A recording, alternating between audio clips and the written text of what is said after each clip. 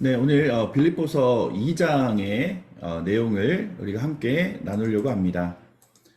자, 빌립보서 2장 1절부터 4절까지 말씀입니다.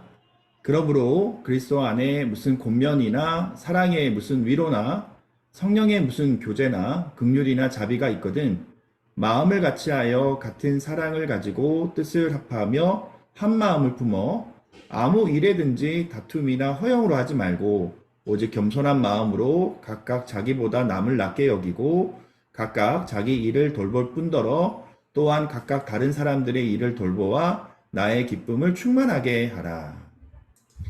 자, 빌립보서 1장은요, 전시 용어가 많이 나와요. 군사 용어가 많이 나옵니다. 그러면 이 전시 용어, 이 군사 용어가 나오는 것, 우리가 그렇게 살아야 된다라는 얘기가 이 빌립보서 1장의 내용이다라고 나와 있습니다. 자, 2장을 시작하면서 바울은 그러므로라는 단어로 시작하죠. 자, 여기에 1장을 연결하면 자, 우리는 지금 안팎으로 전시와 같은 그런 상황에 놓여 있다. 자, 그러면 우리가 이런 전시와 같은 상황에서 승리하기 위해서는 우리가 어떤 관계를 유지하고 어떻게 친밀함을 가지고 연합을 이루어야 되는가? 그 이야기로 오늘 2장을 설명하고 있는 것을 보게 됩니다. 자, 2장 1절부터 4절까지를 읽을 때에 이 한 문장이에요, 사실은요. 헬라어로 보면 어순이 우리와 반대이기 때문에 4절부터 먼저 보면 각각 자기 일을 돌본 뿐더러 또한 각각 다른 사람의 일을 돌보아 나의 기쁨을 충만하게 하라. 그러면 이렇게 하는 것이 나의 기쁨에 충만하게 하는 것이다 라고 이 얘기를 하고 있어요.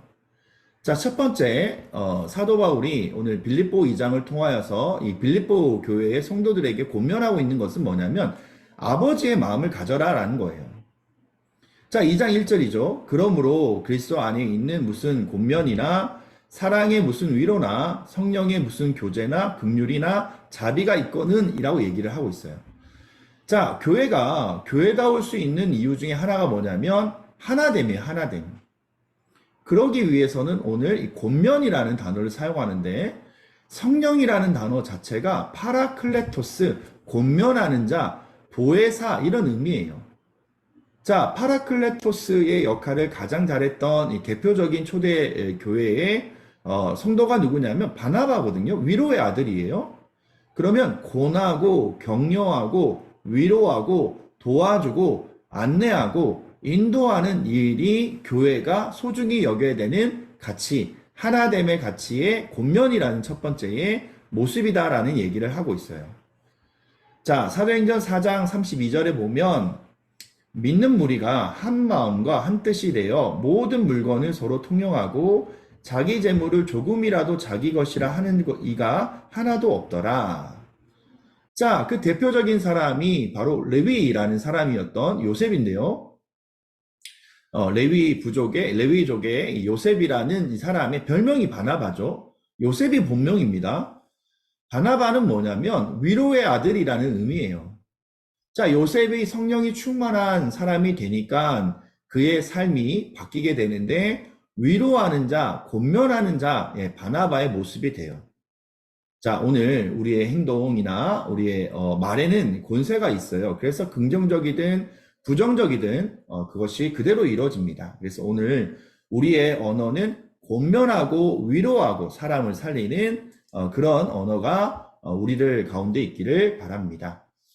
자, 민수기 말씀에도 14장 28절에 너희 말이 내 귀에 들린 대로 내가 너희에게 행하리라. 자, 사람과 사람 사이의 연합이 이루어지려면 권면의 위로의 사랑의 언어가 필요해요. 왜냐하면 민수기 말씀 가운데 하나님이 오늘 우리에게 주셨기 때문이에요.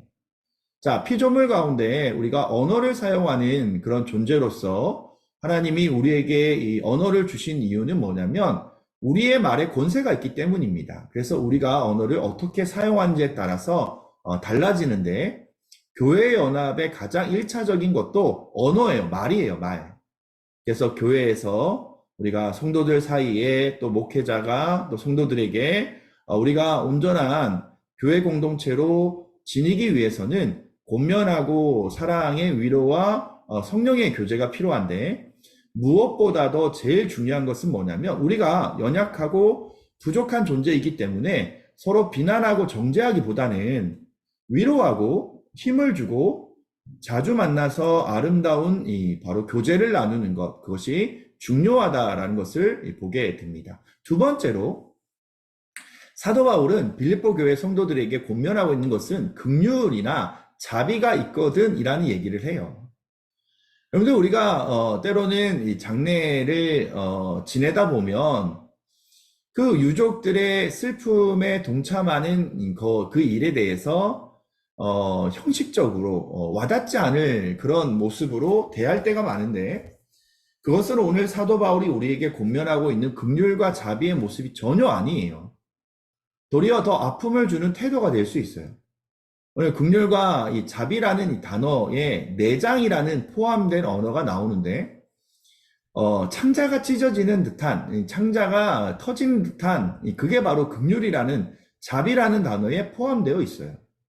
그 마음이 가장 잘 드러나 있는 것이 뭐냐면, 목자 없는 양처럼 그 예수님이 사복음서에 빈들에 흩어져 있는 무리들을 보시고 안타까워하시는 창자가 끊어지는 듯한 아픔을 느끼시는 그 목자 없는 양들, 부모 없는 고아와 같은 그 사람들을 보시고 불쌍히 여기셨다, 민망히 여기셨다라는 의미예요.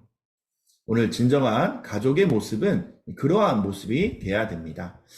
2절에 보시면 마음을 같이하여 같은 사랑을 가지고 뜻을 합하여 한 마음을 품어 라고 얘기를 하고 있습니다. 남을 낮게 여긴다라는 것은 허용이라는 뜻인데, 이 허용이라는 뜻은 뭐냐면 겸손이라는 단어에서부터 나와요.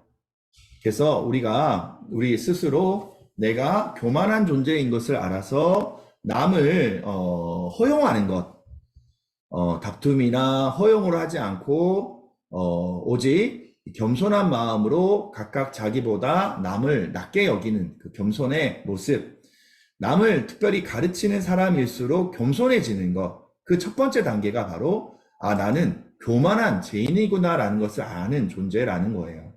그래서 두 번째 단계로 우리는 하나님 앞에서 날마다 자신을 낮추고, 그리고 우리가 나는 정말 낮은 존재이구나, 하나님 앞에 나는 낮출 수밖에 없는 존재이구나, 우리가 늘 기억하여서 하나님 앞에 기도할 때에 주여 나를 떠나소서 나는 죄인입니다 라고 고백할 수 있는 그런 은혜가 저희들 가운데 있기를 바랍니다. 세 번째 단계는요, 하나님과 끊임없이 교제 안에 살아야 돼요.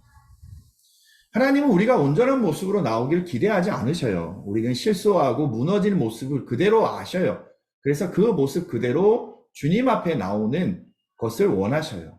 그러기 위해서는 우리가 매일 주님과 교제하며 허영을 떨쳐버리는 것. 그래서 이제 마지막으로 4절 말씀처럼 각각 자기 일을 돌보뿐더러 또한 각각 다른 사람들의 일을 돌보아 나의 기쁨을 충만하게 하라라고 얘기하고 있어요.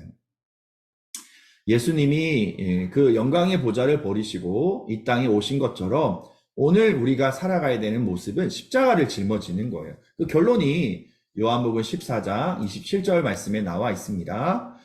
평안을 너희에게 끼치노니 곧 나의 평안을 너희에게 주노라. 내가 너희에게 주는 것은 세상이 주는 것과 같지 아니하리라. 오늘 주님은 이렇게 얘기하고 계십니다. 세상이 주는 것은 병 낫는 것, 돈 생기는 것, 빚 갚는 것, 이것이 세상이 얘기하는 평안인데 주님이 말씀하시는 평안은 아니에요. 십자가예요, 십자가. 주님이 말씀하신 평안의 본질은 자신이 십자가를 지심으로 말미암아 마음 백성이 구원받게 되는, 그래서 하나님이 기뻐하시는 십자가의 기쁨, 다른 사람들이 얻을 유익을 위해 십자가의 희생을 기뻐할 수 있는 것, 그것이 예수님의 기쁨이자 평안의 이유입니다. 오늘 진정한 기독교는요, 우리가 십자가를 짊어지고 날마다 죽는 거예요. 내가 희생하고 내가 손해봄으로 다른 사람이 유익하고 예수님 만날 수 있다면 이로 인해 우리는 세상 그 무엇과도 바꿀 수 없는 하나님의 기쁨과 하나님의 평안이 오늘 우리 안에 넘칠 수 있는 귀한 믿음의 은혜가 저희들 가운데 있기를 주님으로 축복합니다. 그런 삶을 살아가는 게 어떤 삶이냐면 코이노니아, 영원한 성령의 코이노니아를 이루는 삶이고 하나님의 사명을 감당하는 삶이다라는 것을 기억하길 바랍니다. 감사합니다.